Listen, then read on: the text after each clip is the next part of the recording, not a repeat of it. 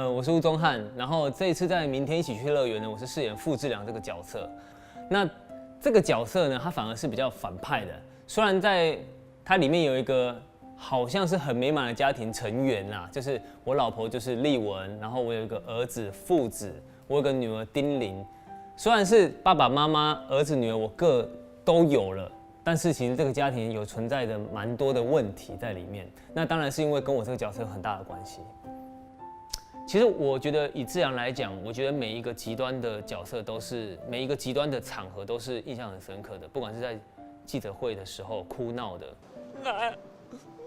哪一张腿哥的阿爸，哪张父子一张来弟弟，我拜托你听错了，听错，拜托了，拜托。或是杀杨医师的。吹！姚头亮，才拿出来呀！你给我出去！出去！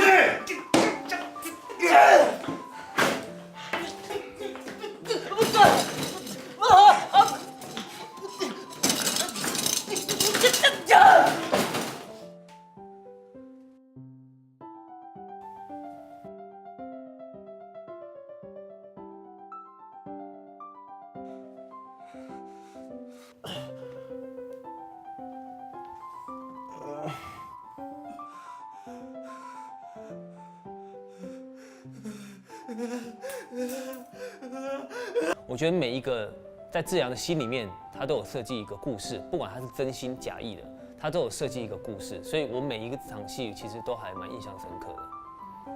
明天一起去乐园，我觉得是一部蛮发人省思的戏。它除了探讨人性之外，还有以爱为出发点，在探讨整部剧的运作。